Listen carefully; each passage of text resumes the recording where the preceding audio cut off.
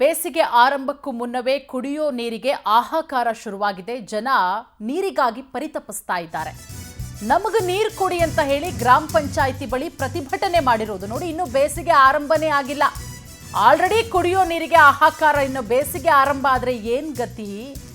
ನಮಗೆ ನೀರು ಕೊಡಿ ಅಂತ ಹೇಳಿ ಗ್ರಾಮ ಪಂಚಾಯಿತಿ ಬಳಿ ಪ್ರತಿಭಟನೆ. ನೀರು ನಿರ್ವಹಣೆ ಮಾಡುವಲ್ಲಿ ಗ್ರಾಮ ಪಂಚಾಯಿತಿ ವಿಫಲ ಆಗಿದೆ. ದೇವದುರ್ಗ ತಾಲೂಕಿನ ಚಿಂಚೋಡಿ ಗ್ರಾಮ ಪಂಚಾಯಿತಿಯ ಮುಂದೆ ಜನ ಪ್ರೊಟೆಸ್ಟ್ ಮಾಡ್ತಾ ಇರೋದು. ರಾಯಚೂರು ಜಿಲ್ಲೆ ದೇವದುರ್ಗ ತಾಲೂಕಿನ ಚಿಂಚೋಡಿ ಗ್ರಾಮ ಪಂಚಾಯಿತಿ ಸಮಸ್ಯೆಗಳ ಆಗರದಲ್ಲಿ ಸಿಲುಕಾಕೊಂಡು ಚಿಂಚೋಡಿ ಗ್ರಾಮ ಪಂಚಾಯಿತಿ ಒದ್ದಾಡ್ತಾ ಇದೆ. ಜನರಿಗೆ ಬೇಕಾದಂತಹ ಯಾವ ಮೂಲಭೂತ ಸೌಕರ್ಯಗಳು ಕೂಡ ಇಲ್ಲ. ನೀರಿಲ್ಲ, ಸರ್ಕಾರಿ ನಿವೇಶನ ಇಲ್ಲ, ಸ್ವಚ್ಛತೆಯಂತೂ ಇಲ್ಲವೇ ಇಲ್ಲ. ಗ್ರಾಮ ಪಂಚಾಯಿತಿಗೆ ಬೀಗ ಹಾಕಿ ನೀರಿಗಾಗಿ ಗ್ರಾಮಸ್ಥರು ಪ್ರೊಟೆಸ್ಟು ನೋಡಿ. ಒಂದು ಕಡೆ ನೀರಿಗೋಸ್ಕರ ಯಾವ ರೀತಿ ಪರಿತಪಿಸ್ತಾ ಇದ್ದಾರೆ ಅಂತ, ಯಾವುದೋ ಒಂದು ನೀರಿರುವಂತಹ ಗುಂಡಿಗೆ ಇಳಿದು ಅಲ್ಲಿಂದ ನೀರನ್ನು ಮಗದು ಮೇಲೆತ್ತುವಂತಹ ಪ್ರಯತ್ನ ಆಗ್ತಾ ಇದೆ ನೋಡಿ. ದೃಶ್ಯಾವಳಿಗಳಲ್ಲಿ ಗಮನಿಸ್ತಾ ಇದ್ದೀವಿ. ನೀರಿಗೆ ಸಮಸ್ಯೆ ಆಗ್ತಾ ಇದೆ, ಕುಡಿಯೋ ನೀರಿಲ್ಲ ಅಂತ ಹೇಳಿದ್ರು ಕೂಡ ಸಂಬಂಧಪಟ್ಟಂತಹ ಅಧಿಕಾರಿಗಳು ಗಮನ ಹರಿಸ್ತಾನೇ ಇಲ್ಲ. ಪಂಚಾಯತಿಗೆ ಹೋರಾಟ ಮಾಡಕ್ ಬಂದೀವ್ರಿ. ನಾವು ಕುಡಿಯೋ ನೀರಿಂದ ನಾವು ಬಡವರದು ಇದು ಕೂಲಿಕಾರದಾಗದ್ದು ನಮ್ಗೆ ಈ ಪಂಚಾಯತ್ಯಾಗ ಕೆಲಸ ಕೊಡವಲ್ರಿ. ಕೆಲಸದ ಸಮಸ್ಯೆ ಆಗ್ಯದ, ನಮ್ಗೆ ನೀರಿಂದ ಅಂತ ಪೂರ ಸಮಸ್ಯೆ ಆಗ್ಯದ. ಅದು ನಾವು ಕೊಟ್ಟ ಈಗೇನು ಒಂದಲ್ಲ ಎರಡಲ್ಲ, ನಾವು ಈ ಪಂಚಾಯತಿಗೆ ತಿರುಗಿ ಸಾಕಾಗ್ಯದ. ಇವತ್ತು ಇದು ಲಾಸ್ಟ್ನೇ ಮಾತು. ನಮ್ಗೆ ನೀರು ಕೊಟ್ಟರೆ ಸರಿ, ಕೊಡ್ಲಿಕ್ಕೆ ಸರಿ, ನಾವು ಕೀಲಿ ಹಾಕ್ಬೇಕು ಅಂತ ಆಲ್ರೆಡಿ ಕೀಲಿ ಕುಡಿ ತಗೊಂಡ್ಬಂದೀವಿ. ನಾವೇನು ಒಳದೊಳಕ್ಕನ್ನು ರೆಡಿ ಇದೀವಿ, ಹೊರಗಿರಕ್ಕನ್ನು ರೆಡಿ ಇದೀವಿ. ನಮಗೆ ಮಿಕ್ಕಿದ್ದರೇನು ಅದು ಪಂಚಾಯತಿನ ಅಲ್ಲ, ಪಂಚಾಯತ್ ಅಲ್ಲ, ಅವ್ರದನ್ನ ಅಲ್ಲ, ನಮ್ಮ ರೊಕ್ಕ ನಮ್ಮ ಕೆಲಸ ಮಾಡಿ ಇವು ಅವರಿಗೆ ಲೆಟರ್ ಕೊಟ್ಟಿದ್ದೀವಿ. ಆದರೂ ಸಹ ಇಲ್ಲಿವರೆಗೂ ಕುಡಿಯ ನೀರು ಮತ್ತು ವಸತಿ ನಿವೇಶನ ಮತ್ತು ಇಲ್ಲಿವರೆಗೂ ಸ್ವತಃ ಆರೋಗ್ಯಾಧಿಕಾರಿ ಇರ್ತಕ್ಕಂಥ ಕಿರಿಯ ಆರೋಗ್ಯಾಧಿಕಾರಿ ಇರ್ತಕ್ಕಂಥ ಹುಲಿಮನಿಯವರು ಸಹ ಈ ಒಂದು ಹೊಳೆಯಲ್ಲಿ ಇರ್ತಕ್ಕಂಥ ನೀರನ್ನು ಕುಡಿಬಾರ್ದು. ಆ ಒಂದು ನೀರು ಕುಡಿದರೆ ಡೆಂಗು ಮತ್ತು ಮಲೇರಿಯಾ ರೋಗ ಬರುತ್ತೆ. ಅದರಿಂದ ನೀವು ಶುದ್ಧ ಕುಡಿಯೋ ನೀರನ್ನು ಕುಡಿಬೇಕಂತಾರೆ. ಇಲ್ಲಿ ಗ್ರಾಮ ಪಂಚಾಯಿತಿ ಶುದ್ಧ ಕುಡಿಯೋ ನೀರು ಕೊಡುವಲ್ಲಿ ವಿಫಲ ಆಗೈತಿ. ಆದರೂ ಇಲ್ಲಿವರೆಗೂ 6 ತಿಂಗಳಾಯಿತು. ನಾವು ಹಲವು ಬಾರಿ ಹೋರಾಟ ಮಾಡಿದರೂ ಸಹ ನೀರು ಕೊಡುವಲ್ಲಿ ಗ್ರಾಮಾಡಳಿತ ವಿಫಲ ಆಗೈತಿ. ಇದನ್ನು ರಾಜಕೀಯವಾಗಿ ಇರ್ಬೋದು ಏನೋ ಗೊತ್ತಿಲ್ಲ.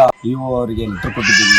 ಆದರೂ ಸಹ ಇಲ್ಲಿವರೆಗೂ ಕುಡಿಯ ನೀರು ಮತ್ತು ವಸತಿ ನಿವೇಶನ ಮತ್ತು ಇಲ್ಲಿವರೆಗೂ ಸ್ವತಃ ಆರೋಗ್ಯಾಧಿಕಾರಿ ಇರ್ತಕ್ಕಂಥ ಕಿರಿಯ ಆರೋಗ್ಯಾಧಿಕಾರಿ ಇರ್ತಕ್ಕಂಥ ಹುಲಿಮನಿಯವರು ಸಹ ಈ ಒಂದು ಹೊಳೆಯಲ್ಲಿ ಇರ್ತಕ್ಕಂಥ ನೀರನ್ನು ಕುಡಿಬಾರ್ದು. ಆ ಒಂದು ನೀರು ಕುಡಿದರೆ ಡೆಂಗು ಮತ್ತು ಮಲೇರಿಯಾ ರೋಗ ಬರುತ್ತೆ. ಅದರಿಂದ ಈ ಬಗ್ಗೆ ಮತ್ತಷ್ಟು ಮಾಹಿತಿ ಕೊಡ್ತಾರೆ ನಮ್ಮ ಪ್ರತಿನಿಧಿ ನೀಲಕಂಠಸ್ವಾಮಿ. ಇನ್ನು ಬೇಸಿಗೆನೇ ಆರಂಭ ಆಗಿಲ್ಲ, ಆಗ್ಲೇನೆ ಜನರಿಗೆ ಪಾಪ ನೀರಿಗೆ ಹಾಹಾಕಾರ ಶುರುವಾಗಿದೆ.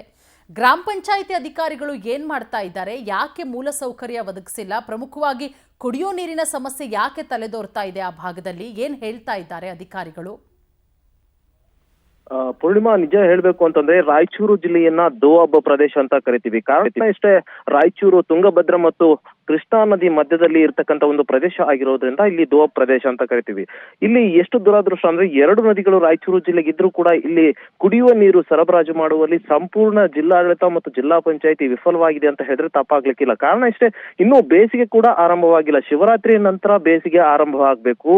ಆದ್ರೆ ಆ ಬೇಸಿಗೆ ಆರಂಭದಲ್ಲಿಯೇ ಕೂಡ ಇಂತಹ ಒಂದು ನೀರಿನ ಪರಿತಪಿಸುವ ಪರಿಸ್ಥಿತಿ ಈ ಒಂದು ಜಿಲ್ಲೆಯಲ್ಲಿ ತಲೆದೋರಿರ್ತಕ್ಕಂಥದ್ದು. ಪ್ರಸ್ತುತವಾಗಿ ರಾಯಚೂರು ಜಿಲ್ಲೆ ದೇವದುರ್ಗ ತಾಲೂಕಿನ ಚಿಂಚೋಡಿ ಗ್ರಾಮದಲ್ಲಿ ಗ್ರಾಮಸ್ಥರು ಒಂದು ಬಿಂದಿಗೆ ನೀರಿಗಾಗಿ ಪರದಾಡುವ ಪರಿಸ್ಥಿತಿ ನಿರ್ಮಾಣ ಆಗಿರ್ತಕ್ಕಂಥದ್ದು. ಅದು ಕೂಡ 1 ಕಿಲೋಮೀಟರ್ ಗಟ್ಟಲೆ ಹೋಗಿ ಎಲ್ಲೋ ಒಂದು ಕಡೆ, ಅದನ್ನ ನಾವು ಚಲುಮೆ ಅಂತ ಕರಿತೀವಿ, ಆ ಒಂದು ಪ್ರದೇಶದಲ್ಲಿ ನೀರಿನ ಒಂದು ಅರಿವಿರುತ್ತೆ. ಅಂತದ್ರಲ್ಲಿ ಒಂದು ಗುಂಡಿಯನ್ನ ತೋಡಿ ಅಲ್ಲಿಂದ ನೀರು ತರ್ತಾರೆ.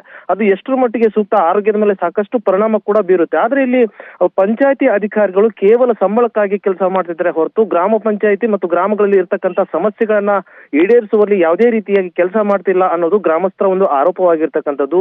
ಗ್ರಾಮದಲ್ಲಿ ಸಾಕಷ್ಟು ಸಮಸ್ಯೆಗಳ ಸರಮಾಲೆ ಇದ್ರೂ ಕೂಡ ಅಧಿಕಾರಿಗಳು ಯಾವುದನ್ನೂ ಕೂಡ ಪರಿಹರಿಸುವ ನಿಟ್ಟಿನಲ್ಲಿ ಕೆಲಸ ಮಾಡ್ತಾ ಇಲ್ಲ ಅನ್ನೋ ಒಂದು ದೂರು ಗ್ರಾಮಸ್ಥರದು. ಸಾಕಷ್ಟು ಬಾರಿ ದೂರನ್ನ ಕೂಡ ಕೊಟ್ಟಿದ್ದಾರೆ ಗ್ರಾಮ ಪಂಚಾಯತಿ ಅಧಿಕಾರಿಗಳಿಗೆ. ಇದನ್ನ ಬಗೆಹರಿಸದೆ ಇರುವ ಹಿನ್ನೆಲೆಯಲ್ಲಿ ಏನು ಗ್ರಾಮಸ್ಥರು ಎಲ್ಲರೂ ಸೇರಿ ಪಂಚಾಯತಿ ಮುಂದೆ ಪ್ರತಿಭಟನೆ ಮಾಡಿದ್ದಾರೆ. ಆದ್ರೂ ಕೂಡ ಇವರಿಗೆ ಉತ್ತರ ಕೊಡದೇ ಇರೋ ಹಿನ್ನೆಲೆಯಲ್ಲಿ ಅವರು ಗ್ರಾಮ ಪಂಚಾಯತಿಗೆ ಬೀಗ ಹಾಕೋದಕ್ಕೆ ಮುಂದಾಗಿರ್ತಕ್ಕಂಥದ್ದು. ಇನ್ನು 2-3 ದಿನದಲ್ಲಿ ಈ ಸಮಸ್ಯೆಯನ್ನ ಬಗೆಹರಿಸದೆ ಹೋದ್ರೆ ನಿರಂತರವಾಗಿ ಪ್ರತಿನಿತ್ಯ ಕಚೇರಿಗೆ ಬೀಗ ಜಡಿದು ನಾವು ಪ್ರತಿಭಟನೆ ಮಾಡಬೇಕು ಅನ್ನೋ ಒಂದು ಎಚ್ಚರಿಕೆಯನ್ನ ಈಗ ಗ್ರಾಮಸ್ಥರು ನೀಡಿರತಕ್ಕಂಥದ್ದು. Purnima. Okay, thank you Neelakantaswamy ತಮ್ಮೆಲ್ಲ ಮಾಹಿತಿಗಾಗಿ. Thank you.